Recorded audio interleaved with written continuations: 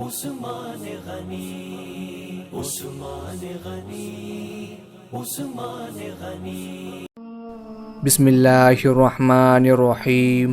السلام علیکم ناظرین کرام، ذی الحجہ اور محرم یہ دو مہینے اسلامی تاریخ میں قربانی کے اعتبار سے بہت اہم حیثیت رکھتے ہیں۔ ایک طرف جہاں حضرت اسماعیل علیہ السلام کی عظیم قربانی ہے، تو دوسری طرف نواسۂ رسول حضرت امام حسین رضی اللہ تعالی عنہ کی عظیم شہادت۔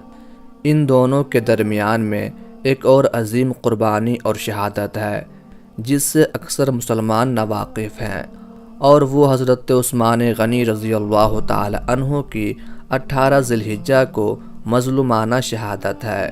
اس لیے مناسب معلوم ہوتا ہے کہ حضرت عثمان غنی رضی اللہ تعالی عنہ کی مختصر سیرت کا تذکرہ کیا جائے۔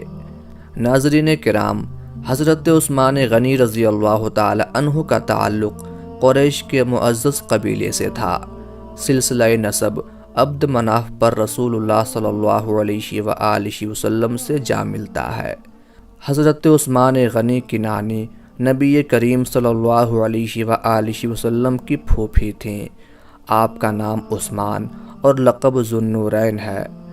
اسلام قبول کرنے والوں میں آپ السابقون الاولون کی فہرست میں شامل تھے۔ آپ نے خلیفہ اول حضرت ابو بکر صدیق رضی اللہ تعالی عنہ کی دعوت پر اسلام قبول کیا تھا۔ حضور صلی اللہ علیہ وآلہ وسلم پر ایمان لانے اور کلمہ حق پڑھنے کے جرم میں حضرت عثمان غنی رضی اللہ تعالی عنہ کو ان کے چچا حکم بن ابی العاص نے لوہے کی زنجیروں سے باندھ کر دھوپ میں ڈال دیا۔ کئی روز تک علیحدہ مکان میں بند رکھا گیا۔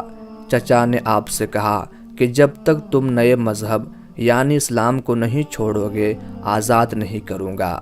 یہ سن کر آپ نے جواب میں فرمایا کہ چچا، اللہ کی قسم، میں مذہب اسلام کو کبھی نہیں چھوڑ سکتا اور اس ایمان کی دولت سے کبھی دستبردار نہیں ہوں گا۔ حضرت عثمان غنی رضی اللہ تعالی عنہ اعلیٰ سیرت و کردار کے ساتھ ثروت و سخاوت میں بھی مشہور تھے۔ رسول اللہ صلی اللہ علیہ وآلہ وسلم نے فرمایا کہ جنت میں ہر نبی کا ساتھی و رفیق ہوتا ہے، میرا ساتھی عثمان ہوگا۔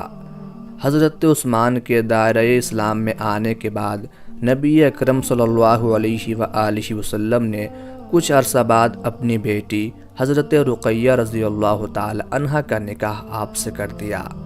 جب کفار مکہ کی اذیتوں سے تنگ آ کر مسلمانوں نے نبی کریم صلی اللہ علیہ وآلہ وسلم کی اجازت اور حکم الہی کے مطابق ہجرت حبشہ کی، تو حضرت عثمان بھی ماں اپنی اہلیہ حضرت رقیہ رضی اللہ تعالی عنہ حبشہ ہجرت فرما گئے۔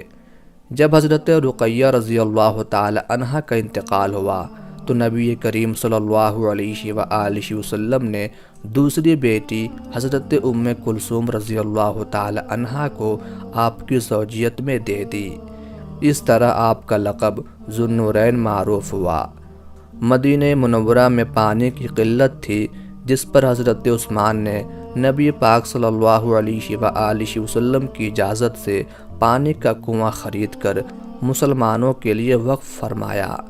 اور اسی طرح غزوہ تبوک میں جب رسول اللہ صلی اللہ علیہ وآلہ وسلم نے مالی اعانت کی اپیل فرمائی تو حضرت عثمان غنی رضی اللہ تعالی عنہ نے 30,000 فوج کے 1/3 اخراجات کی ذمہ داری لے لی۔ جب نبی کریم صلی اللہ علیہ وآلہ وسلم نے زیارت خانہ کعبہ کا ارادہ فرمایا تو حدیبیہ کے مقام پر یہ علم ہوا کہ قریش مکہ آمادہ جنگ ہیں۔ اس پر آپ صلی اللہ علیہ وآلہ وسلم نے حضرت عثمان غنی کو سفیر بنا کر مکہ بھیجا۔ قریش مکہ نے آپ کو روکے رکھا تو افواہ پھیل گئی کہ حضرت عثمان کو شہید کر دیا گیا ہے۔ اس موقع پر 1400 صحابہ سے نبی کریم صلی اللہ علیہ وآلہ وسلم نے بیعت لی کہ حضرت عثمان غنی کا قصاص لیا جائے گا۔ یہ بیعت تاریخ اسلام میں بیعت رضوان کے نام سے معروف ہے۔ قریش مکہ کو جب صحیح صورت کا علم ہوا تو آمادہ صلح ہو گئے اور حضرت عثمان غنی واپس آ گئے۔ خلیفہ اول حضرت ابوبکر صدیق رضی اللہ تعالی عنہ کی مجلس مشاورت کے آپ اہم رکن تھے۔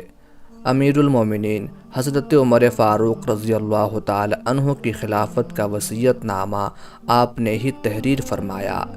دینی معاملات پر آپ کی رہنمائی کو پوری اہمیت دی جاتی۔ حضرت عثمان غنی صرف کاتب وحی ہی نہیں تھے بلکہ قرآن مجید آپ کے سینے میں محفوظ تھا۔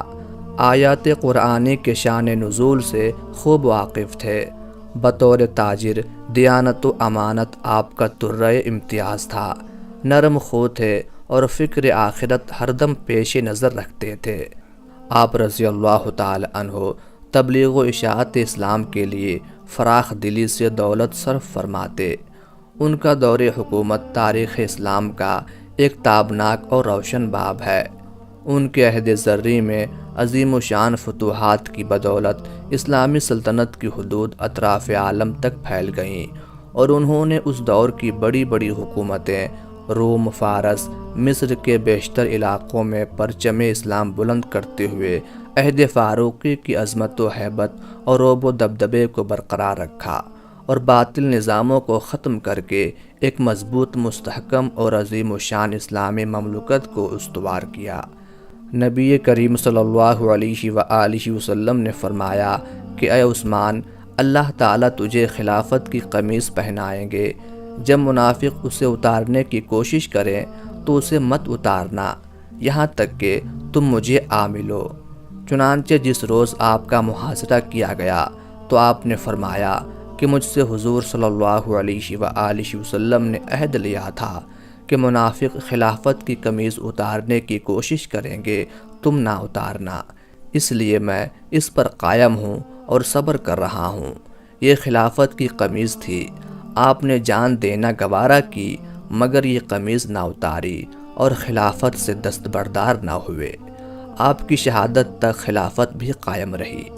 بالآخر حضرت عثمان غنی رضی اللہ تعالی عنہ کو 18 ذی الحجہ 35 ہجری کو 40 دن کے محاصرے کے بعد، اور حضرت امام حسن رضی اللہ تعالی عنہ اور حضرت عبداللہ بن زبیر رضی اللہ تعالی عنہ جیسے صحابہ کرام کے آپ کے دروازے پر پہرہ دینے کے باوجود گھات لگا کر کسی طرح چھت پر چڑھ کر آپ کو نہایت مظلومیت کے ساتھ اس حال میں شہید کیا گیا کہ 40 دن تک آپ بھوک اور پیاس کی حالت میں رہے۔ تاریخ گواہ ہے کہ جب حضرت عثمان رضی اللہ تعالی عنہ پر شرپسندوں نے تلوار چلائی تو اس وقت آپ رضی اللہ تعالی عنہ قرآن پاک کی تلاوت کر رہے تھے، اور آپ کے خون کا پہلا قطرہ قرآن پاک کی آیت فَسَيَكْفِيكَهُمُ اللَّهُ وَهُوَ السَّمِيعُ الْعَلِيمُ پر گرا۔ اس طرح قرآن اور حضرت عثمان رضی اللہ تعالی عنہ کا تعلق زندگی کی آخری سانسوں تک قائم رہا۔ حضرت جبیر بن مطعم رضی اللہ تعالی عنہ نے آپ رضی اللہ تعالی عنہ کی نماز جنازہ پڑھائی، اور جنت البقیع میں آپ رضی اللہ تعالی عنہ کی تدفین ہوئی۔ آپ کو حضرت حسن بن علی رضی اللہ تعالی عنہ نے قبر مبارک میں اتارا۔ اللہ تعالیٰ ان کی قبر پر بے شمار رحمتیں نازل فرمائے، آمین۔